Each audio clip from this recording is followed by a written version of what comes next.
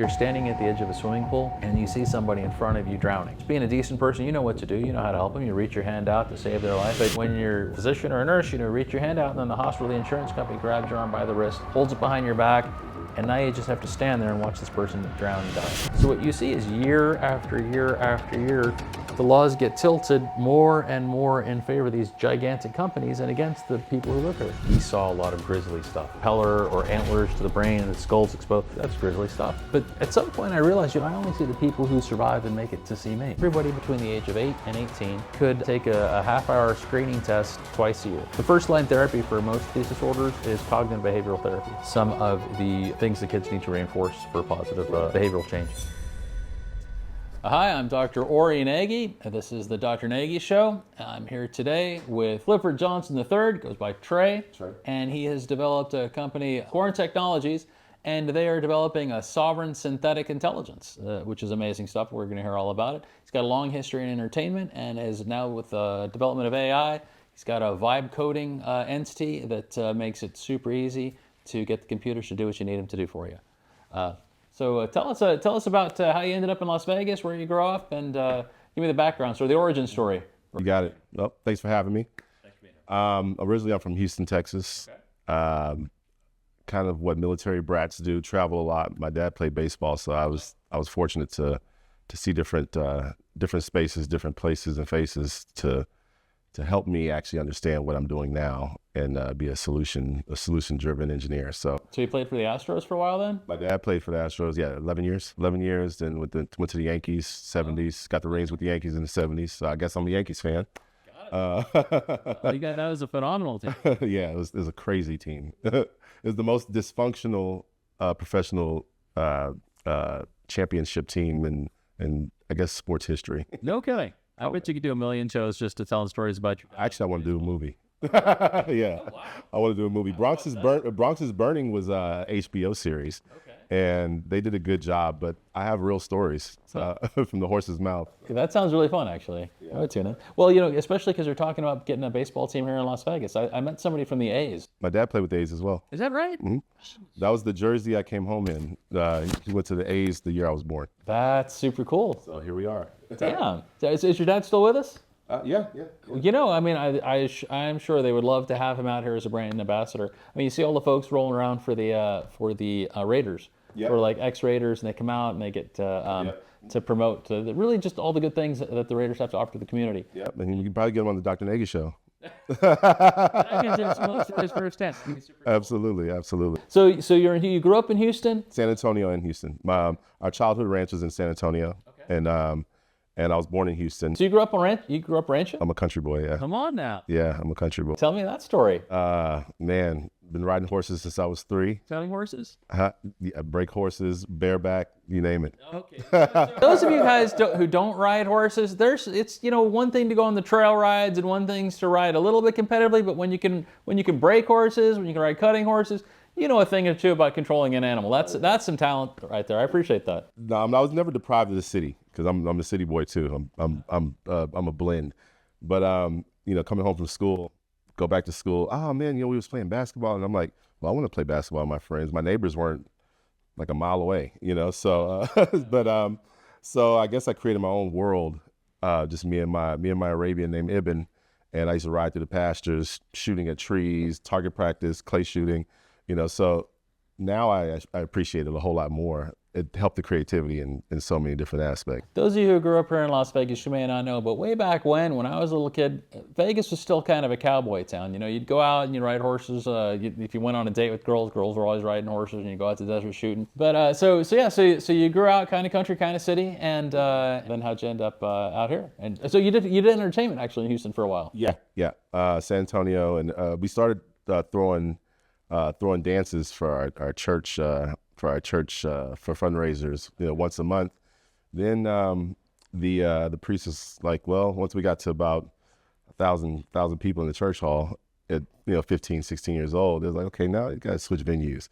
So we didn't know that was that birthed my love for entertainment and the business. It just kind of happened. Then went to Houston, same thing, concerts, events, contracts with venues. Elevating their sales and branding it just took off from there and never turned back.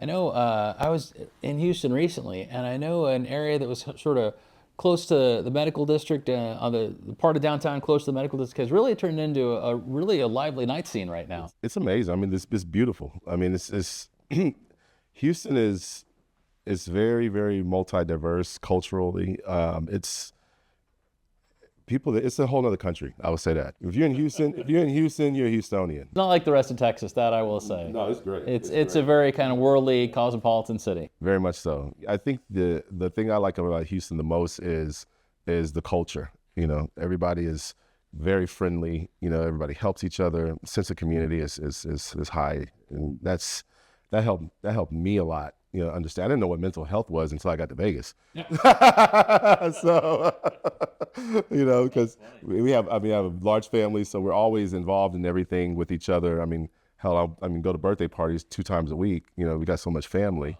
Everybody's getting married. We go to weddings, graduations. You know. You know, I spent 4 years out there, so I got to, because I went and did med school down there. You have to love Houston. Yeah, yeah. Well, the food was fantastic, right? They have really excellent chefs down there. So like gumbo, etouffee, you know, that's our. That was Papados. Papados. That was the commercialized version of the Louisiana experience in They Houston. do a good job. It's a really good social spot. Oh yeah, yeah. It's a really good social spot. Yeah. And I'd never had alligator soup before. Yeah, you get it there. How about the fried alligator fingers? Right? Yeah, yeah. Super tasty. Really good. Better than chicken, I think. It's good. Yeah. A little tough, but it's good. It's flavorful. It was. So you're doing successful stuff out there. You were doing music venues for the church, and then you got into, I guess, more adult or urban venues as you got older, and then you ended up out here in Las Vegas. Yeah. And then the Braves. I was going to baseball runs in my blood, so following my baseball aspirations ended up landing me and keeping me here in Vegas. So baseball brought you to Las Vegas. Tell us that. Yeah, my uncle played professional baseball with my father as well. It was he was my hitting instructor. Okay. And a little accident happened, and instead of pursuing further, you know, I already have things going on in Texas, so I was like, well, let me stay in the city of entertainment. And boy, I tell you, you know, I was doing good things, you know, to my likings, because, you know, creativity. I just like to create and make people happy. And I came here and I was like, wow, what is going on here? Yeah, we are the entertainment capital of the world. It's true. We perfected it to a science. Yeah, and that's when it became more, to me, it became more of an enterprise, you know, because everything has entertainment connected, just like technology. So I prided myself in just doing what makes other people happy, that makes me happy, and the drive is reciprocal, you know. So, and I'd like to be innovative. I didn't like to do what other people were doing. So when Vegas was like this big, I mean, I don't know what you want to call it. It was just a whole nother country, you know, if you will.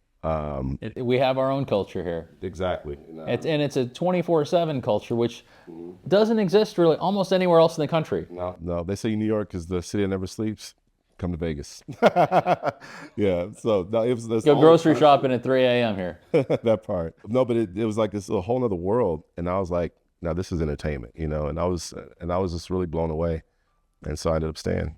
And the city was better off for it because you worked with, I think, Pure Nightclub Group. Yeah. That was the first contract that I had when I came to Vegas, and then the name promoter was something different than what it is here. Okay. And so, you know, I funded my own events and you know, curated it, put everything together, did all the marketing, you know, assembled my own team, and so it was quite different, and so that's why I had to understand the difference between other places in Vegas. I mean, you need a whole enterprise of a corporate ran infrastructure to run something so large and mass, and so that interests me. So it's always like next level up, and I was just feeding my brain, and then that's when I became a vegan. So technology, which is always something I like doing, being innovative, got into projection mapping and projection. What is that? So you ever seen a wall that can turn different scenes in the blink of an eye?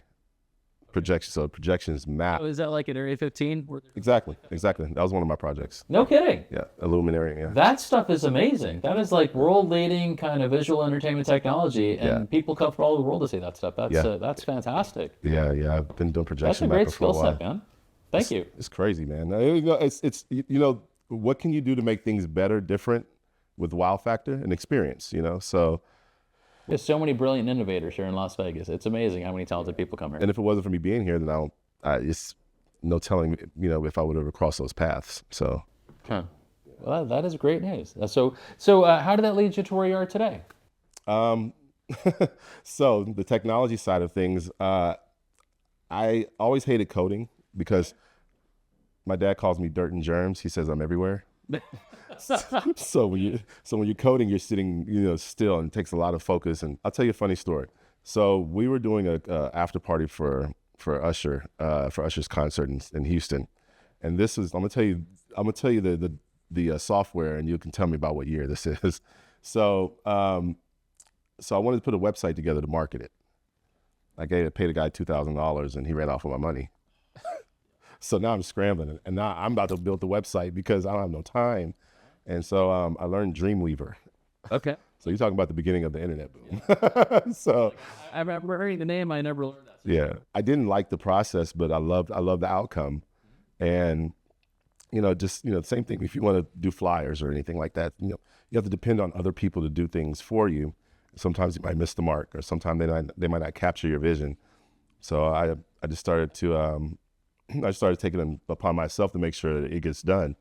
And so one year, I asked Master P, I was like, well, in 5 years, Master P, No Limit Records. Oh, okay, okay. And I asked him, I was like, how in 5 years did you pass Puffy and Russell Simmons in net worth? He's like, well, I own everything they owe somebody. When you in-house everything, you owe nobody nothing. And so it kind of stuck with me. So I just started doing everything in-house. So learning how to be a problem solver for myself to produce what I wanted to produce for people, then that's just kind of became my mantra, and never left it alone. So hence the technology and projection mapping and all that, so I'm always hands-on in the field. The world's my classroom. So that's kind of how it happened. And then when I started to really take this side of the game serious, let me say the game, is because This side of the game, meaning AI. Everybody was doing this AI rush. I just wanted to create some workflows to open my bandwidth, and that's when I started developing synthetic intelligence ecosystems. Synthetic intelligence ecosystems. What does that mean? AI is smart. Synthetic intelligence is intelligent. Okay. Is it different? So is there a difference between AI and synthetic intelligence? Or? AI is a part of it. It's more stricter on the contract side, so it doesn't drift, and it's for enterprises that need specific things done, no guesswork. Then synthetic intelligence, it protects your legacy. It has your data. Your data feeds the system. Somebody owns a small business. They have a little pizza shop. Mm-hmm. What's the difference between what AI is going to do for them and what synthetic intelligence would do? So AI is reason, right? Synthetic intelligence is more legacy based. Very strict contracts on how it behaves, how it operates. You're reducing drift to no drift. It does what it's supposed to do versus giving you probabilities. So synthetic AI you're working on now, or synthetic intelligence you're working on now, and you got into AI because you hated coding, and now the AI is able to start to, and the synthetic intelligence is able to more correctly implement solutions than generalized AI was able to. Well, I saw a need, I saw a problem, and I saw a need. I love AI, but data sovereignty, I saw that becoming a very big problem. Data sovereignty, what is that? If you have a company that you have your email systems with, your data's floating all over on the web, might get hacked. Yeah, we know what that's like. Or you don't know what the company is doing with your data, what they're doing, what they're digging into. It's your data should be your data. So data sovereignty, your data belongs to you. So, and personally, I just don't want my data all over the place. So I started doing these things for myself, and I was like, oh, there's a need for that. Medical. Data sovereignty. So you were able to control where the data would go? Yeah, I just started building mine from the ground up and keeping my data with me versus have, the big tech actually controlling my data for me.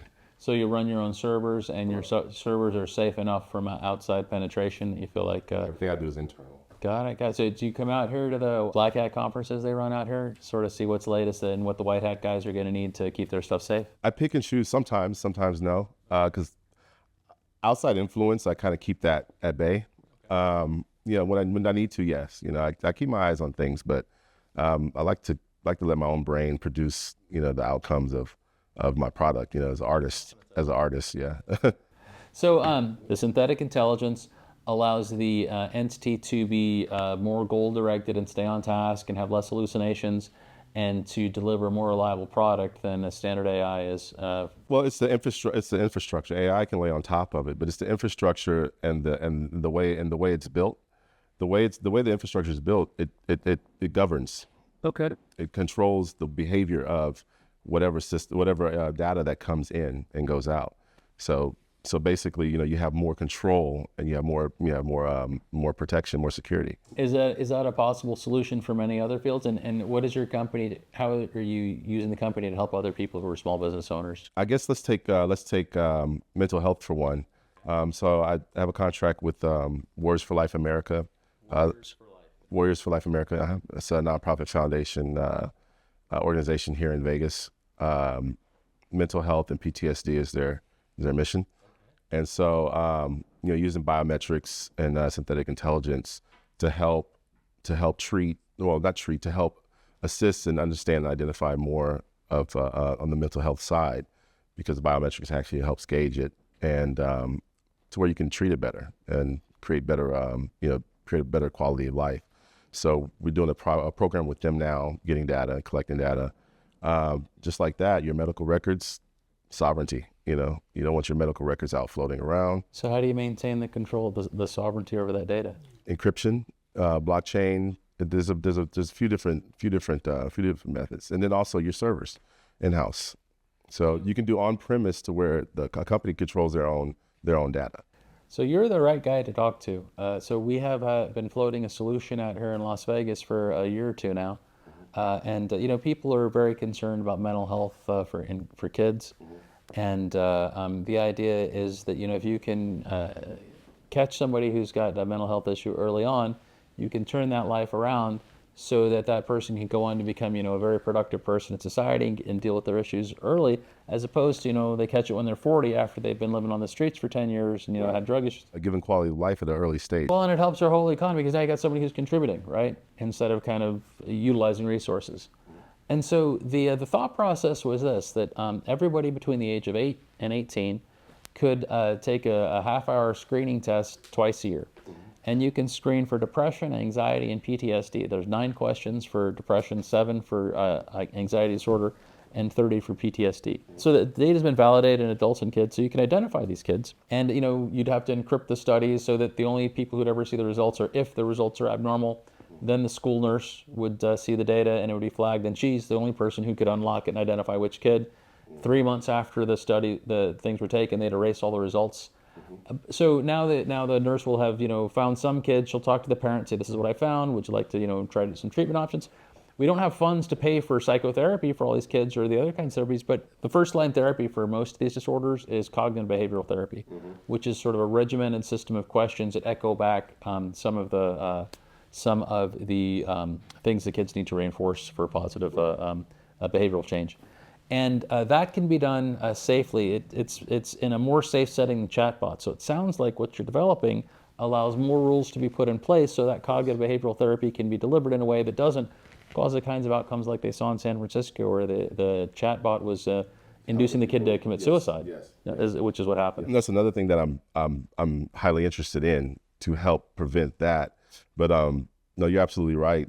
We have an app called the Embrace app. That's what we're piloting with W for Life America, and it's especially since you can't stop kids from going towards using AI, but you can direct the behavior and how they utilize the systems, and And that's ethical AI is this big in our company. That's what we focus on. So an Embrace app, it actually does that without making them feel like this is what it is. You have a crisis button, you have breathing exercises, you have journals.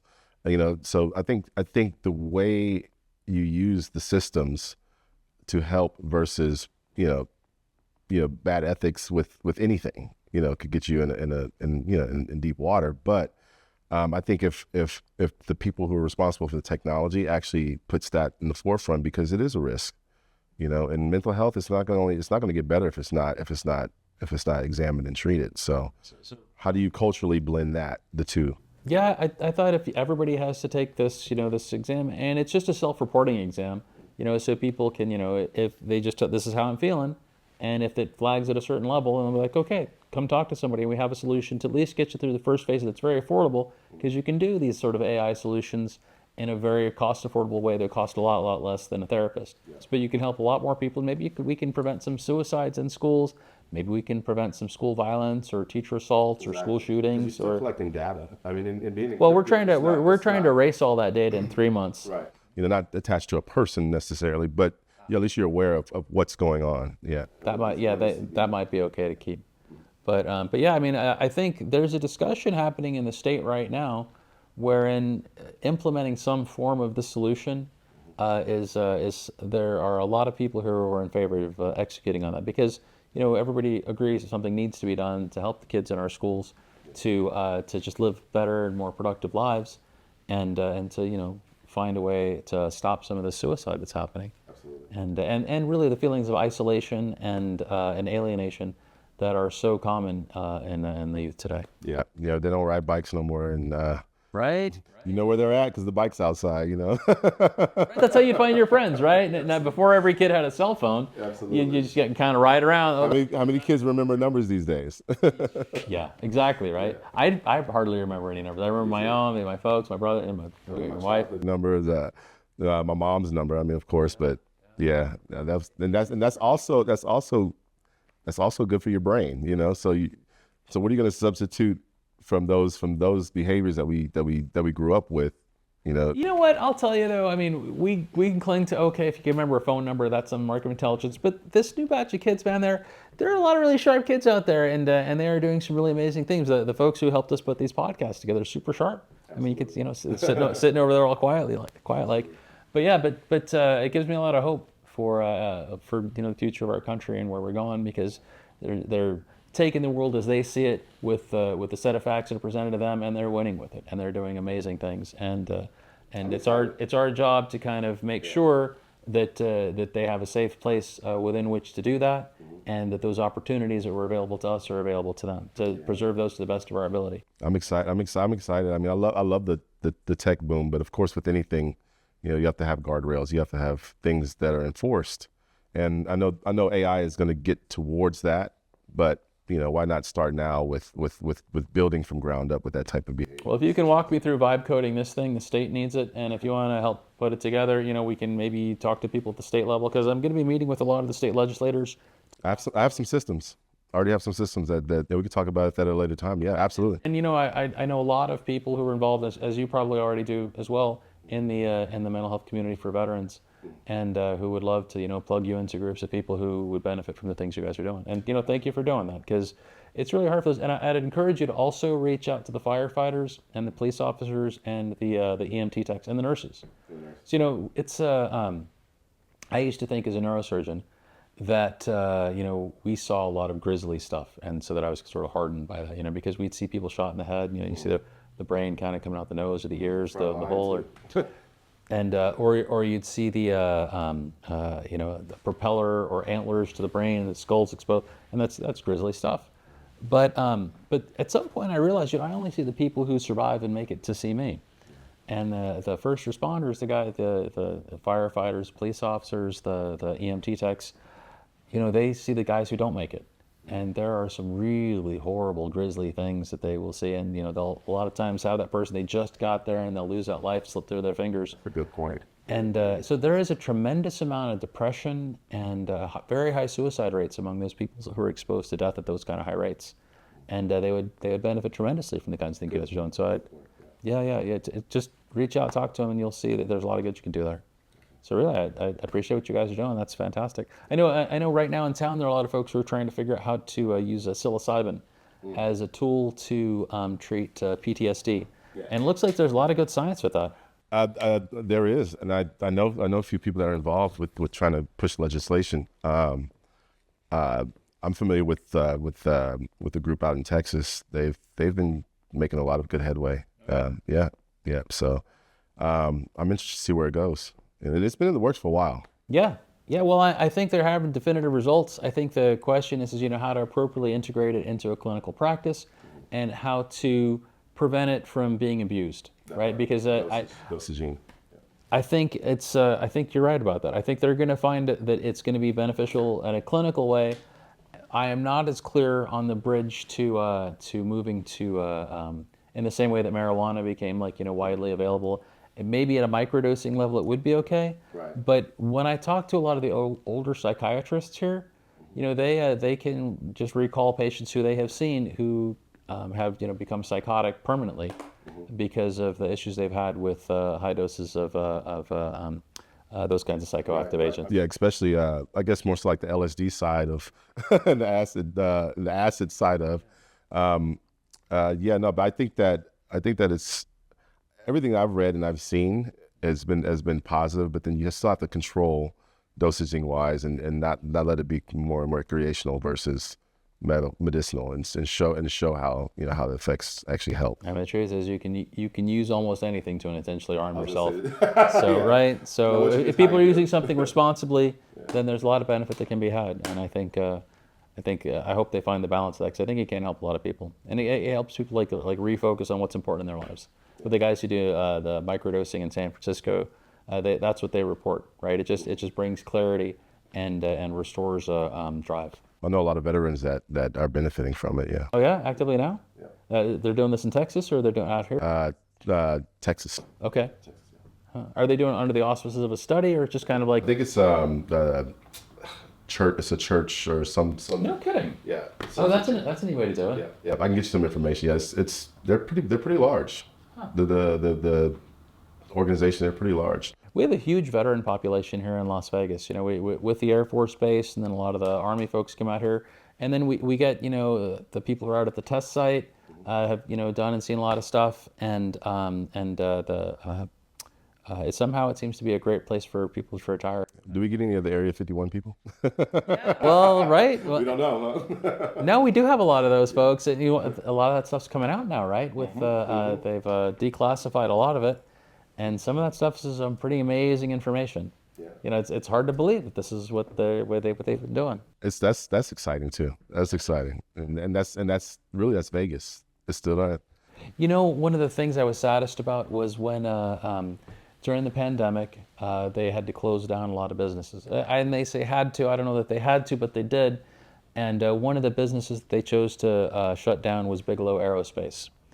And Bigelow Aerospace, their goal was to build a hotel in the sky. And so they were successful enough that there's a section to the space station that was built by people here in Las Vegas. They advanced that technology, they built that. We had rocket scientists here in Las Vegas putting up stuff in space that people are living in now. And had that company been allowed to continue, we would have been one of the global leaders in habitable environments in space and maybe other places, maybe in Mars or Moon or something like this. COVID messed up a lot of things. Everything used to be 24 hours. I mean, I can go to Walmart 24 hours until COVID hit. Right. I you know what? I have to confess, I was a little late getting Christmas presents purchased this year, and so I had to go buy some. And last time I had been to Walmart late at night, they were 24/7. So 2 a.m. I went to sleep, woke up, when my wife was asleep, said, I'm just going to go to Walmart 2 a.m., go, pick up some presents, wrap them, and, get back in bed. And I get there and they're closed. And I was like, since when does Walmart close in Las Vegas? We were just talking about this being a 24/7 town. That's depressing. And it happened during COVID. And so I had to do one of those, you go to the gas station and you try and look for, I went to like 10 gas stations. Flowers on the counter. Yeah. So, but we made it work anyway. That's what's up. So yeah, she didn't stay mad at me for too long. You know, just tell her like the flowers, gas station sushi and flowers on the counter. There you go.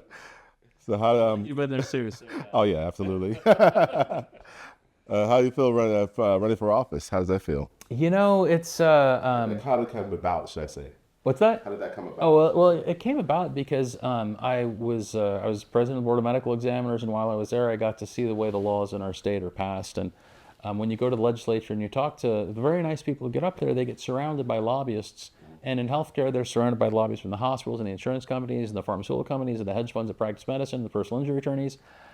And there's no lobbyist for the patients or the people who take care of them. Or if they are, their voices get drowned out by these very expensive and very clever people who are lobbying on behalf of these giant corporations. So what you see is year after year after year, the laws get tilted more and more in favor of these gigantic companies and against the people who live here. And I started to get worried. I said, that's been true the last 3 sessions I've been paying attention, but it's going to be true for the next 20 sessions that come through unless something's done about it. And I kind of tried to figure out what could possibly be done. And so we created a fake political party.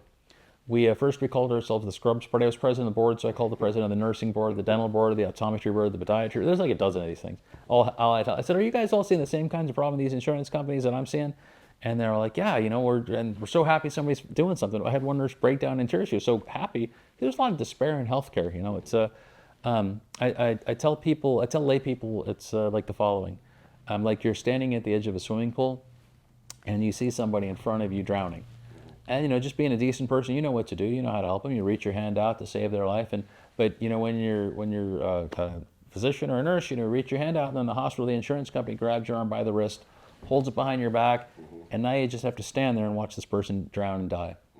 And day after day and week after week, and it just breaks people. There's a lot of despair in medicine. A lot of people leaving the field, retiring. That mental health stuff. This is why I put nurses into that category. Because especially during COVID, right? They were the front lines. They were taking care of, along with doctors. It was a very, very difficult, scary time for people. There's a lot of death. What do you think about the processing so far as from the infrastructure with the medical infrastructure, the technology and the medical infrastructure? The technology that's happening is there is a tremendous amount of innovation. There is a tremendous amount of new science being explored, but the translation from new technology to getting that into practice and then to getting that to become standard of care is a very long process. Migration is tremendous because you're dealing with data and you're dealing with I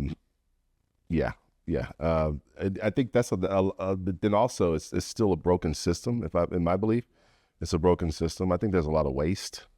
A lot of repetition. Like one of the things you guys could help with, so I'm waiting for somebody digital to help us with this solution. One of the problems we have is if you get an MRI today for whatever part of your body, and then you go to the emergency room 20 minutes later or a day later, they don't have access to those films, and so they end up having to repeat them. And this is for everybody in the city. Yeah. And it's so easy to build a system wherein that you don't have to have all the data warehoused at the state, because I don't want all of our information housed in one place. Yeah. But instead, you could have a centralized router. Everything should mutable records, but it needs to be accessed. It'd be available to be accessed. Yeah, I don't want all the records stored in one place, just because I don't feel comfortable with one person hanging on to everybody's medical records. But I think it would be okay to have the state have a router there. And everybody who's got some sort of medical information that they develop, the software that they use to maintain that has to allow the state to query it, and has to have software that allows that system to query the state. So if you get, Billy Bob Jones who comes in to see you, and you want to check and see, did he have an MRI recently? You'll query the state will query everybody else, and they'll say, yeah, he did, and it will allow you to build a link to wherever that image is stored. Exactly. Technology already can do it. Exactly. So then there's no centralized storage, but you can access all the sites, and that will reduce costs. It'll improve care. It'll improve outcomes. There's a lot of good things that can be done by it. What about intake and triage? Because there's always a lot of paperwork and pile up and bottlenecks and top. So a couple things about that. When they look at healthcare and they look at AI in healthcare, they find that the AI systems are doing a good job at diagnosis and treatment. But if you just give them like pre-written and pre-digested data, but extracting that information from a patient, having that interaction and being able to figure out what's wrong, they're still far worse than people are at kind of interacting with a patient and figuring out what's wrong with that particular person. Right. Well, a hybrid system, I guess, in the sense of intake. I think I remember every time I go to the doctor, I have to still fill out paperwork that I'm still filling out the same thing over and over and over. And I think that's a simple solve for one. Wouldn't it be great if people had like an online solution where you just said, hey, my medical records are stored at medicalrecordstorage.com, and you can go here and here's my encryption key, and you can unencrypt it with my permission and access that and download everything that you need to know about me? Wouldn't that be great? And I don't know why there aren't more companies that are, if you could sell that for a $5 a month subscription, just keep my records in a file for me, and maybe associate that with a care navigator that helps you get to the places you need to go. Absolutely. And I think the people who suffer, well, everybody suffers from it, but veterans, because you have veterans that they go see the doctor in another country, they go over here, their medical records are all over the place. No, well. Oh yeah, okay. When they see doctors outside of the VA system, right. Yeah. The VA system is actually really good for record keeping. But still, getting that access, if you want full benefits, sometimes they have to track these things down, and that becomes a problem. So the system would help with that too. So we could implement this to help a lot of veterans. Absolutely. So when I get to Washington, this would be one of the things that'd be high priority for me, to sort of provide some sort of funding. We could start with helping veterans through this because they already have to have funding applied to a lot of things they're doing. And then once that system exists, that would be an example the states could use to implement state funds to build these kinds of things, so they see it as beneficial. You have progress, and you have something to show for it. That would be great. Are you a veteran? No. No? But you care an awful lot. A lot of my grandfather family, brother-in-law, a lot of family, a lot of friends. I'm a part of the Warriors for Life America. I'm on their board, so yeah. So all my friends are Marines. So yeah. Right. That's a lot of good people. My mother-in-law, everybody. She's in medical. She was in medical. She just retired. Yeah. What she? Army. She was a nurse. My dad's a lieutenant colonel. He was Army Reserve. San Antonio.